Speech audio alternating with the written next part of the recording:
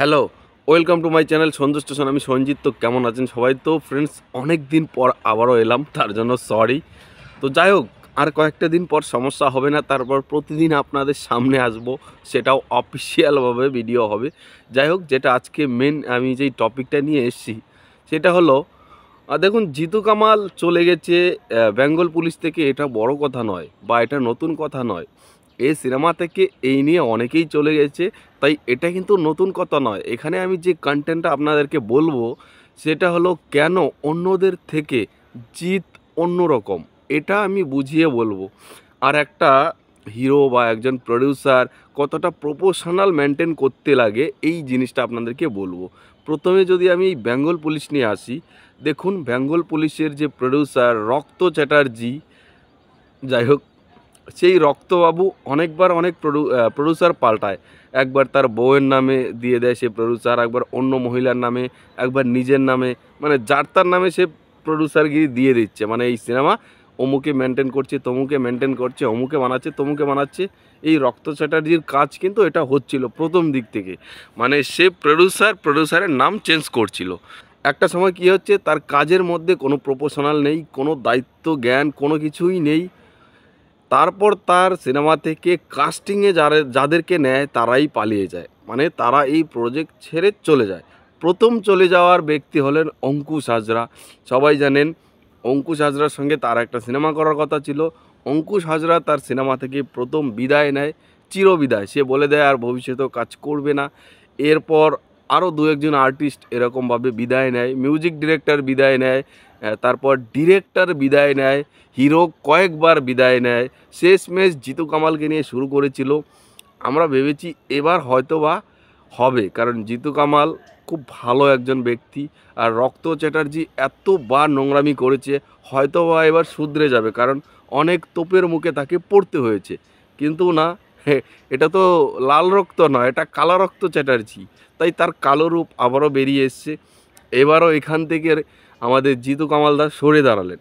এবার প্রশ্ন হলো, সিনেমাটা কি হবে? ভাই, এটা তো হবে না, আমরা সবাই জানি। মানে এটা যে একটা মস্কারা চলছে, একটা মজা চলছে। সে চাইছে একটা সিনেমা করি, আদৌ তার কাছে, যাই হোক, সিনেমা তো সে করতে পারবে না, এটা আমরা আগেই জানি। সে শুধু বাতেলাই মারবে একটার পর একটা অ্যাক্টার, হিরো।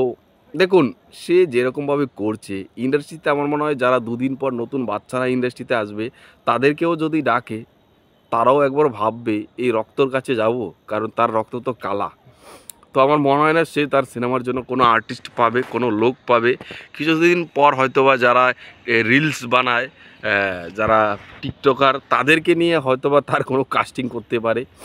বা যারা এই ফানি ভিডিও টিডিও বানায়, অ্যাকচুয়ালি যারা মোবাইলে শর্ট ভিডিও বানায়, তারাও নাকচ করবে।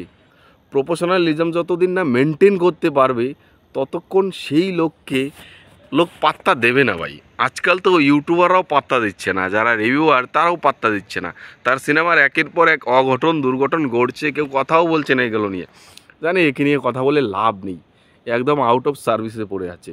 মানে একে গুরুত্ব দেওয়ারই দরকার মনে করছে না ইউটিউবাররা। বুঝতে পারছেন কোথা থেকে কোথায় এসে নেমে দাঁড়িয়েছে? আরও হবে। মাতালদের মতো সিগারেট খেয়ে যে ইন্টারভিউ দেয়, মাতালদের মতো নয়, মাতাল হয়ে, তার আর কি ভাই মার্কেটের দাম থাকবে, বুঝতে পারছেন? হয়তো আমার ভিডিওটা দেখে উনি খুব কষ্ট পাবেন, কিন্তু কিছু করা সত্যি না বললে হয়তো মানুষটা সারা জীবন এরকমভাবেই করে যাবে। আমি চাই তার মধ্যে পরিবর্তন আসুক, সে ভালো হোক, সৎ হোক, ভালো হয়ে কাজ করার চেষ্টা করুক। তার কিছুদিন আগে একটা পোস্ট দেখে আমি খুশি হয়েছিলাম। সম্ভবত জিদ্দার বার্থডেতে সে গিয়েছিল। তারপর দু একদিন পরে সে একটা পোস্ট করে যে M16 যে সিনেমাটা, সেটা জিদ্দাকে উৎসর্গ করে বা অনুকরণ করে সে করছে। মানে জিদ্দাকে থ্যাঙ্কস জানিয়েছে, ভালো লাগছিল। মানে জিদ্দার পথ অনুসরণ করে যদি কেউ কাজ করে না, তাহলে সত্যি সেই কাজের মানে উচ্চমানটাই এগিয়ে যাবে। যেমন অঙ্কুশ মির্জা দেখাচ্ছে, এখনও পর্যন্ত দেখাচ্ছে। তো জিনিসটা ভালো লাগছিল যে না, M16 কিছু হবে। এবার দেখুন কোথায় ভাই, বেকার বেকার জিদ্দাকে টেনে এনে এখানে, মানে এগুলো তো ভালো না, না? কারণ দেখুন, হয়ে গেছে, মানে এই রক্ত চ্যাটার্জির কাজ হয়ে গেছে, তার সিনেমাও হবে না, কোনো দিন হবে না, এটা ছেড়ে দিলাম। এবার আমি বলবো কেন জিদ্দা অন্যদের থেকে আলাদা। দেখুন, জিৎ, তার সিনেমা আসবে, সে আগে থেকেই ঘটিঘাটা বাজায় না। সিনেমার শুরু করে দেয়, মানে সিনেমার শুটিং শুরু করে দেয়। শুটিং শুরু প্রায় মোটামুটি ম্যাক্সিমাম শুটিং শেষ, তারপর সে অ্যানাউন্সমেন্ট করে যে সিনেমা আসছে আমার, তারপর রিলিজ ডেটও জানা যায় না। পুরো সিনেমার শুটিং শেষ এবং ডাবিং পুরো 100% কাজ শেষ করে তারপর সে জানাবে তার রিলিজ ডেট। এতটা প্রফেশনাল সে। তো তার ধারে কাছে কি কেউ আছে আজকে? রক্ত চ্যাটার্জির কথা বাদ দিন, সে তো কালা রক্তের মানুষ। আমি যদি অঙ্কুশের কথাও বলি, অঙ্কুশের ব্যাপারটাই দেখুন না, একটা ভিডিও বারবার ঘুরিয়ে পেঁচিয়ে আপলোড করেই যাচ্ছে। আরে ভাই, এত অ্যানাউন্সমেন্ট করার কী দরকার যে আমি ঈদে আনছি, দুর্গাপূজায় আনছি, হ্যানে আনছি, ত্যানে আনছি? কী দরকার ভাই, কী দরকার? সিনেমাটা পুরোটা কমপ্লিট করো না, পুরো সিনেমার শুটিং কমপ্লিট করো, তারপর তুমি প্রোমো আনো, টিজার আনো, রিলিজ ডেট জানাও, হিরো রিভিল করো, হিরোইন রিভিল করো, সমস্ত কিছু করো। আলটিমেটলি সিনেমাটা তো শ্যুট করো। কারণ এই একদিনের ক্যামেরা দেখিয়ে রক্ত চ্যাটার্জি মানে কালা রক্তও কিন্তু অনেক মানুষকে ঠকিয়েছে যে আমি 7 দিন শ্যুট করেছি, 15 দিন শ্যুট করেছি। আসলে কিচ্ছু না, জাস্ট জিতু কামালকে নিয়ে একটা প্রোমো ভিডিও শ্যুট করা হয়েছিল, সেটাকেই ঘুরিয়ে পেঁচিয়ে ক্যামেরা দেখাচ্ছে যে আমি শ্যুট করছি। জিতু কামালও মানে ঠকে গেছে, বুঝতে পেরেছে যে এর সিনেমা কোনো দিন হবে না, বেকার আমাকে এই প্রজেক্টের সঙ্গে নাম ঘালিয়ে খাওয়াচ্ছে।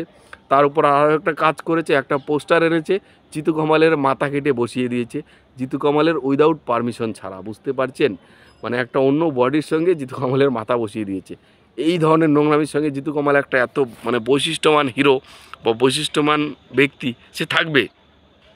তো অঙ্কুশকে এগুলো মেনটেন করতে হবে যে এত মানে এখন থেকেই যে আমি সিনেমার রিলিজ ডেট জানিয়ে দিলাম, হেন দিলাম তেন দিলাম না।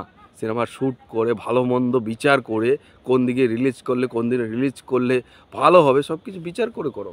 তো এটাই বলার ছিল, বাকিটা আপনাদের কি মতামত কমেন্টে জানান।